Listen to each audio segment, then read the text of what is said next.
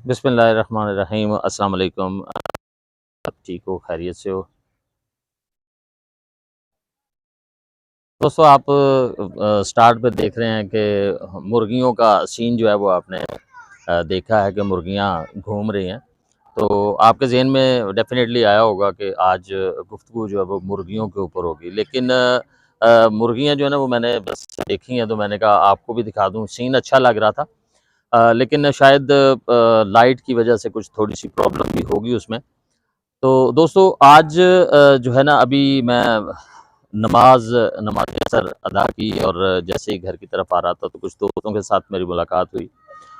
तो वो गुफ्तगू कर रहे थे, कह रहे थे भट्ट साहब आप स्मोक के हवाले से रिपोर्टिंग कर रहे हैं और उसमें आप बता रहे हैं कि जी ये इस तरह से हो गया और स्मोक की वजह से ये बीमारियां आ गई।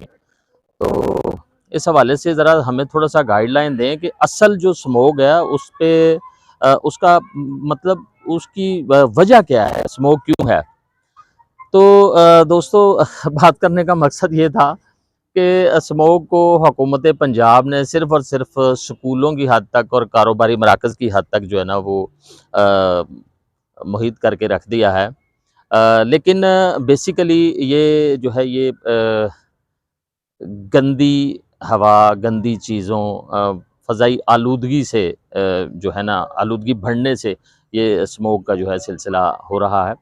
और उसमें ये मैं आपको एक छोटी-सी बात बताता हूँ। कल की वीडियो में भी मैंने कुछ थोड़ी-सी गुफ्तगू इसके ऊपर की थी कि स्मोक, फ़ज़ाई आलूदगी ये असल में हो रही है जो भट्टा ख़श्त हैं, जहाँ पे ईंटें तैयार होती हैं, आग जलाई जाती है कोयले से, उसकी जो चिमनियों के से जो काला धुआँ निकलता है, उसकी वजह से जो है ना वो ये फ़ज़ाई आलूदगी जो है वो ज़्यादा नुमायाँ हो रही है। उसके अलावा फैक्ट्रियों के धुएँ की वजह से और जो गाड़ियाँ हैं जिनके ऊपर हम लोग सफ़र करते हैं, वो भी आपको पता है कि पाकिस्तान में बिलख़ुसूस हमारे पसरूर डिस्ट्रिक्ट सियालकोट में बेशुमार ऐसी गाड़ियाँ हैं जिनके इंजन्स जो हैं वो बहुत ज़्यादा कमज़ोर हैं, जिनकी वजह से वो धुआँ छोड़ती हैं।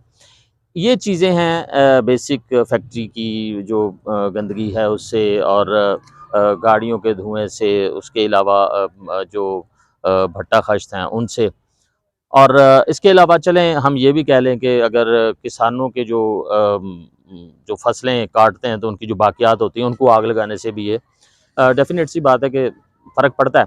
लेकिन समझ ये नहीं आ रही कि स्कूलों में जो छुट्टियाँ करने का मकसद है, हाँ, एक चीज़ जो है वो समझ में आती है कि स्कूल में बच्चों को छुट्टी करने का मकसद ये है कि बच्चों की हिफ़ाज़त की जाए।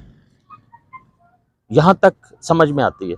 लेकिन इसको प्रॉपर तरीके के साथ जुम्मा और हफ़्ता 2 दिन की छुट्टी कर देना, या तो उसको हफ़्ता भर पूरा छुट्टी कर दी जाए कि स्मोक के ऊपर प्रॉपर तरीके के साथ कंट्रोल कर लिया जाए। जिन चीज़ों के साथ ताल्लुक है इस फ़ज़ाई आलूदगी का, उन चीज़ों को हम बंद नहीं कर रहे और हम सिर्फ़ और सिर्फ़ स्कूलों की हद तक आ गए जो है ना इसको कि स्कूल को बंद कर दें जनाब, कारोबारी मराकज़ बंद कर दें, ठीक है जी। आज देखें, आज हुकूमत की तरफ से पहले एक नोटिफ़िकेशन आया, फिर रात लेट नाइट एक और नोटिफ़िकेशन आ गया। उसके ऊपर फिर तीसरा नोटिफ़िकेशन भी आ गया कि सुबह से लेके 4 बजे तक तमाम कारोबारी मराकज़ बंद रहेंगे और 4 बजे के बाद सिर्फ़ और सिर्फ़ होटल जो होंगे, वो खुलेंगे। बाकी कारोबारी मराकज़ बंद रहेंगे। अब मुझे ये बताएँ कि किताबों की दुकान है अगर, तो उसमें कौन-सा स्मोक है? अगर कोई गोश्त की दुकान है, तो उसमें किस चीज़ का स्मोक है? अगर कोई दूसरी तीसरी दुकानें हैं, तो उनमें कौन-सी कहाँ से फ़ज़ाई आलूदगी, किस चीज़ की फ़ज़ाई आलूदगी? और भाई कुछ खुदा का खौफ़ करे हुकूमत और हम लोगों को हमारे जो साथ हम लोग शहरी हैं, हम लोगों पे कुछ मेहरबानी करे और इन चीज़ों को जो है ना वो देखना पड़ेगा, सोचना पड़ेगा। लेकिन शायद कि कौन-सा एक ज़हन बना के तो जो हुकूमती आला ओहदेदारान हैं उनको उनकी मुशावरत करने वाले जिनके साथ वो मुशावरत करते हैं, उनके जो आजू-बाजू बैठे होते हैं, वो किस तरह की स्ट्रैटेजी बना के बैठे हैं, हमारी समझ से बालातर है।